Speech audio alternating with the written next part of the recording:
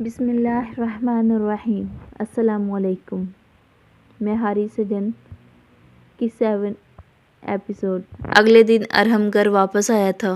وہ T V lounge میں داخل ہوا تو اس کی نظر سامنے کھڑی منال پر پڑی، جو ریسیور کان سے لگائے تیزی سے نمبر ڈائل کر رہی تھی۔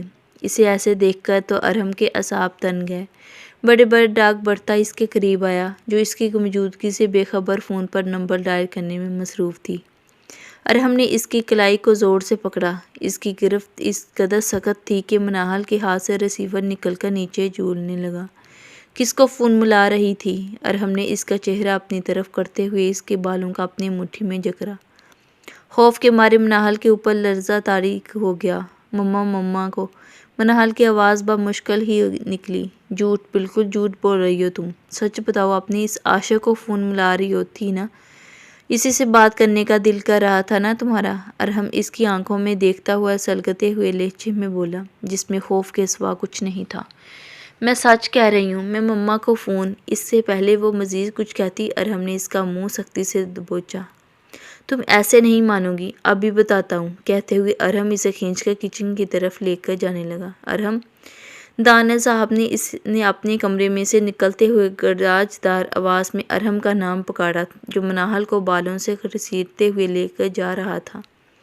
ان کی آواز پر وہ رکا اور مڑ کر ان کی طرف دیکھا۔ چھوڑو اسے، دانیال صاحب منال کو اس سے چھڑواتے ہوئے بولے۔ ابو، آپ نہیں جانتے، یہ کسی کو فون ملا رہی تھی، اور مجھے یقین ہے یہ اسی کو فون کر رہی تھی جس کے ساتھ یہ بھاگی تھی۔ ارحم، بس بہت ہو گیا، جاؤ منال ارحم کے کمرے میں۔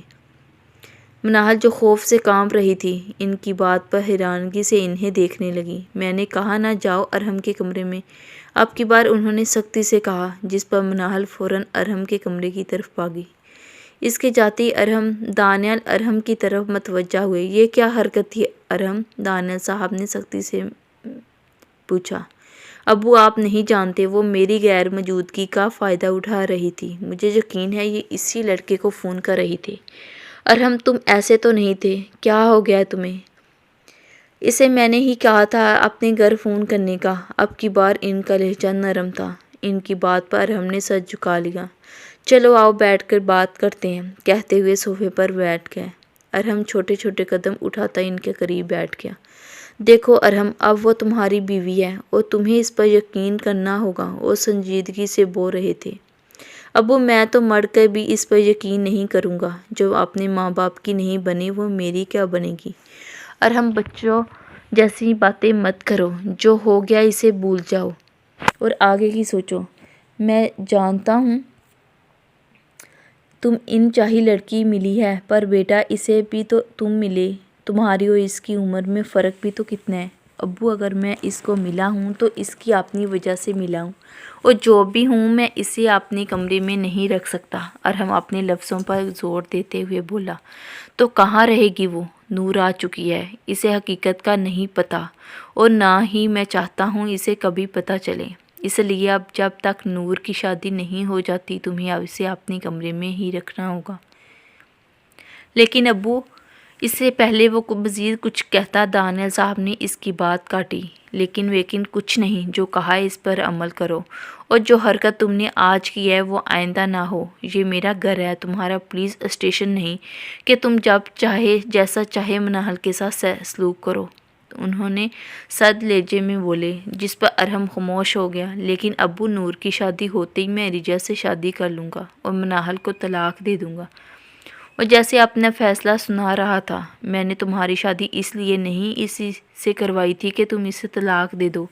بیٹی بن کر لایا ہوں میں اسے۔ تم اسے طلاق صرف میرے مرنے کے بعد ہی دے سکتے ہو، اس سے پہلے نہیں، سمجھے تم؟ کہتے ہوئے وہ اٹھ کھڑے ہوئے۔ ابو، آپ یہ کیا کہہ رہے ہیں؟ میں ایسی لڑکی کے ساتھ نہیں رہ سکتا جس کا کردار ٹھیک نہ ہو۔ بس کر دو ارحم، اس بیچاری کی ایک غلطی کی سزا اسے کب تک دیتے رہو گے؟ پتہ نہیں، پر میری نظر میں وہ بیچاری نہیں ہے، ارحم تلخی سے بولا، اور بڑے بڑے داغ بڑھتا اپنے کمرے میں چلا گیا۔ اور دانیال صاحب بے بسی سے جاتا دیکھ رہے تھے۔ اگر کسی ممبر کو کوئی ایپیسوڈ पसंद आती है तो प्लीज़ मेरे चैनल को लाइक ज़रूर कर दिया करें और चैनल को सब्सक्राइब कर दिया करें। अरहम कमरे में आया तो सामने सोफे पर बैठी मनाहल को देखकर इसकी आंखें गुस्से से सुर्ख हो गई, जो घंटों मुंह दिए हचकियों से रो रही थी। अरहम इसे नज़रअंदाज करता वार्डरोब से अपने कपड़े निकालकर वॉशरूम में घुस गया। कुछ देर बाद अरहम फ्रेश होकर निकला, टॉवल से सर रगड़ता शीशे में खुद को देखने लगा, जो पहले की निस्बत काफ़ी हद तक फ्रेश लग रहा था। लेकिन मनाहल अभी भी वैसी पोजीशन में बैठी थी जिसे वो छोड़ कर गया था। बस कर दो ये रोना धोना, ऐसा कुछ नहीं कहा जिस पर तुम ऐसे रो रही हो, अरहम चढ़कर बोला। इसकी आवाज़ पर वो फ़ौरन उठ खड़ी हुई और आंखें रगड़ती बाही की तरफ जाने लगी। कहाँ जा रही हो? अरहम ने इसे बाही की तरफ जाता देखकर पूछा। आपने कहा था कि मेरे कमरे में मत आना, लेकिन मैं अब्बू के कहने पर आई थी, पर अब जा रही हूँ, मनाहल झिंझकते हुए बोली। कोई ज़रूरत नहीं है कमरे से बाहर जाने की, अब जब तक मैं चाहूँगा तुम यही रहोगी, अरहम ने सख्ती से कहा। इसकी बात पर मनाहल ने हैरानगी से इसे देखा। इसे यकीन नहीं आ रहा था जिसने इसे हाथ पकड़कर कमरे से निकाल दिया था, आज वही कह रहा है कि कमरे से मत जाओ। अब खड़ी खड़ी मेरा मुंह क्या देख रही हो? अरहम इसके ऐसे देखने पर उता कर बोला। इसकी बात पर मनाहल होश की दुनिया में वापस आई और नज़रें चुराकर वापस सोफे पर बैठ गई। इधर आओ, अरहम ने बेड पर लेटते हुए इसे आवाज़ दी। इसकी आवाज़ पर मनाहल डरते डरते अपनी जगह से उठकर बैठ के करीब आई। जी, मनाहल को अपनी आवाज़ खाई सी आती महसूस हो रही थी। पाँव दबाओ मेरे, अरहम ने आंखें बंद करते हुए हुक्म सादर किया, जिस पर मनाहल ने बेयकीनी से इसे देखा। क्या हुआ? बुत बनी क्यों खड़ी हो? मेरी बात की समझ नहीं आई? अरहम ने इसे घूरते हुए पूछा। मनाहल फ़ौरन इसके पाँव के नज़दीक बैठ गई। बेड पर नहीं, नीचे बैठकर दबाओ। मनाहल बिना कुछ कहे नीचे बैठ गई। मनाहल ने अपने कांपते हाथ इसके पाँव पर रखे और आहिस्ता आहिस्ता दबाना शुरू कर दिया। इस वक्त मनाहल इसकी ज़द खरीद गुलाम लग रही थी और इसका ज़ालिम मालिक। हाथों में जान नहीं क्या? ज़ोर से दबाओ, अरहम दहाड़ा था। जी अपनी तरफ से पूरी कुव्वत के साथ दबा रही थी। कुछ देर दबाने के बाद मनाहल ने महसूस किया कि वो कुछ भी नहीं बोल रहा। अब तो वो हल्के हाथ से दबा रही थी, लेकिन वो कुछ नहीं बोला। मनाहल ने नज़रें उठाकर इसके चेहरे की तरफ देखा, जिससे लग रहा था कि वो सो चुका है। शायद वो 2 दिन घर न आने की वजह से ठीक से नहीं सोया था, तभी कुछ ही पल में सो गया। मनाहल को समझ नहीं आ रही थी कि वो उठकर चली जाए या फिर इसे ऐसे ही बैठे। अगर वो उठकर चली गई तो कहीं अरहम इसे इस वजह से मारना शुरू ना कर दे। सोचते सोचते मनाहल कब अरहम के पैरों बैठे नींद की वादियों में खो गई, पता नहीं चला। मेरी वीडियो पसंद आती है तो लाइक करें, चैनल को सब्सक्राइब करें, बेल आइकन को प्रेस करें ताकि मेरी आने वाली वीडियो का नोटिफिकेशन आपको जल्दी से मिल सके। अगली वीडियो तक के लिए ओके, अल्लाह हाफिज़। प्लीज़ मेरे चैनल को सब्सक्राइब ज़रूर करें और लाइक करें वीडियो को।